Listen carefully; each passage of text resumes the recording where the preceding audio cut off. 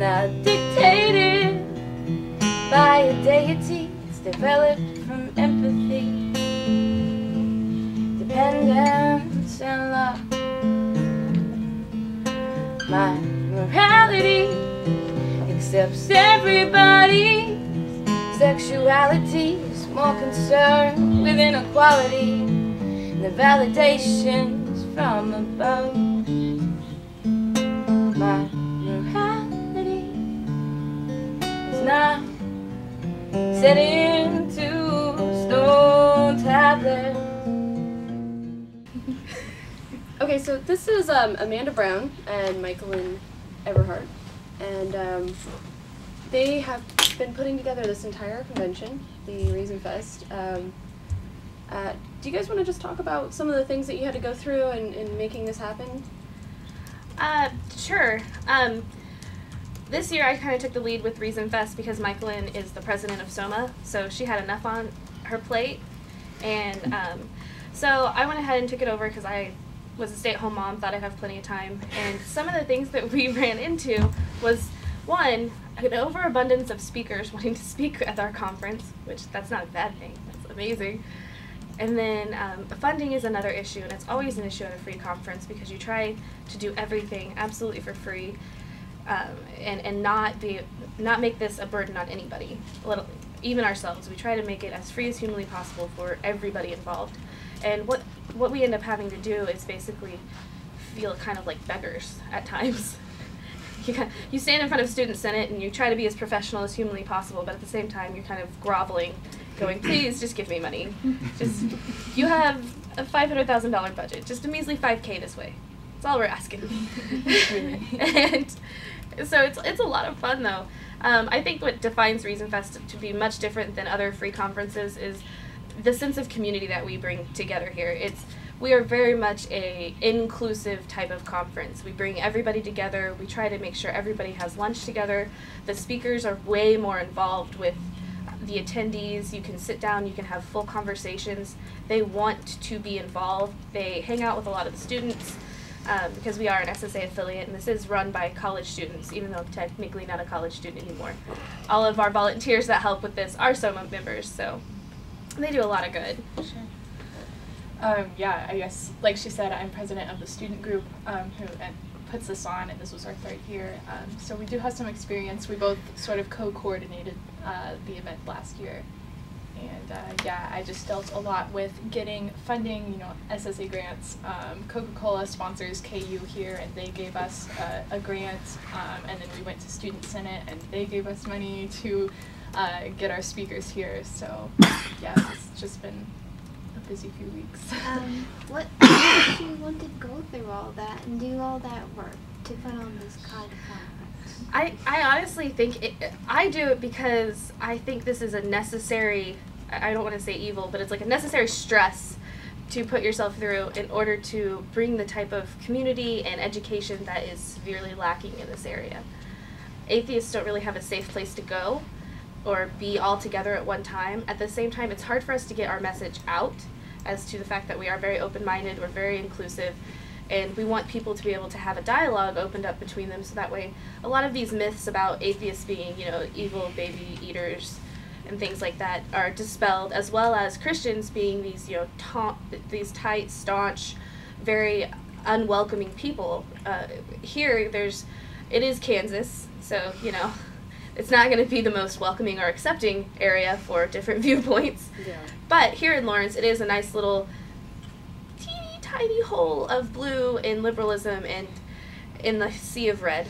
Mm-hmm. And so you are able to connect with different religions and different viewpoints and get to see different sides of things that you wouldn't normally get to do, which is why we also brought the panel in this year with the atheist, Buddhist, Muslim, Jew, and a Christian, to kind of get people talking and get people to realize that even though we all see things differently, there's still this common ground we have with one another, that we want to help each other and be able to make sure that we don't leave each other starving or in pain, things like that. So that's kind of why I do ReasonFest. And, you know, I have our student group here is here mainly to provide a safe place for non-religious students. And, you know, a lot of us grew up in Kansas, and a lot of us grew up in small towns that are not like Lawrence, and are not so welcoming to someone who considers themselves an atheist or even an agnostic, somebody who doesn't go to church. So, you know, we're just here to be like, hey, we think like you, we have similar worldviews, and, you know, that changed so much of my life coming into college from a small town, so. Yeah, I didn't really go to many conventions yet, and we went to Skepticon, and JT went up and he was doing his Dear Christian 2 talk, and when he got down to the end of it, and he started talking about love, and I saw pictures of you two like popping up on the screen, and then a bunch of people from the audience started giving out roses to you, and he proposed. I was like, oh my gosh, this community is so beautiful, so loving, so amazing. I want to be a part of this. Like, that's all I could think of, and I just want to let you know that you're one of the main reasons why I love coming to these conventions now. Oh my gosh. No pressure. No, and it is great. It's just this community, and yeah, every time I go to a conference, I'm greeted by hugs and, you know, people that I know from being online, but we meet in person for the first time, and it's amazing, you know, to have friends all over the country. With, I don't know, we think alike, and I don't know, I have so many friends because of the atheist movement. It's really great.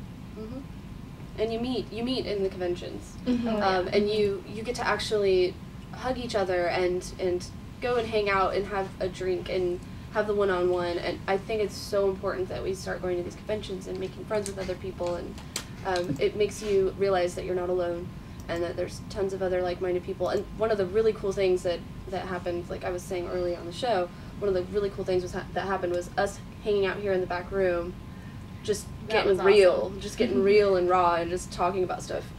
I think it's so important that us women can get together and talk about the stuff that we've been going through as atheists and women. Yeah, I think that's something that a lot of people don't realize. I mean, obviously there are women in the atheist movement, but it's something that is kind of, there's a lot of focus on it. You hear people talk about it, but then you don't see the women. You see like 5 or 6 of them, but you don't see that there are a large majority of women who don't really want any credit. They don't want their name out there. They don't care about that, but they're involved in tons of different things, have their hands in all these different baskets, just trying to make sure everything behind the scenes is working effectively while they're, I don't want to say typical stereotype, but the white men are on the stage with the mic making sure that the message is heard, and they're the ones that are back there making sure that the venue is okay, that, you know, everybody's fed and taken care of, and things like that. So that's something I feel like needs to kind of come out and be known a little bit more. It's not that women aren't participating, it's that we're not given that platform as much that we should be given.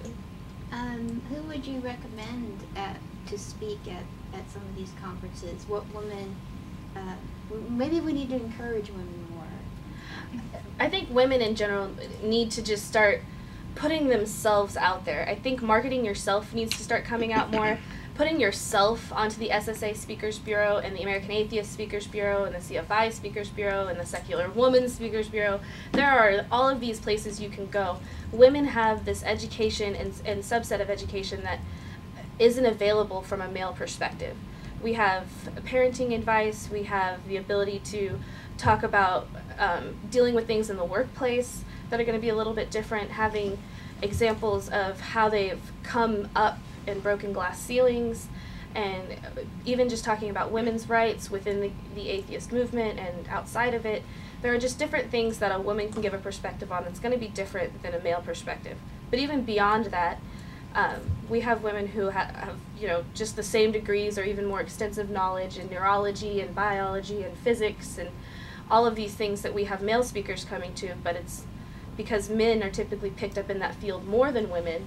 They're the ones that are getting asked to come instead of a person of equal knowledge that is female.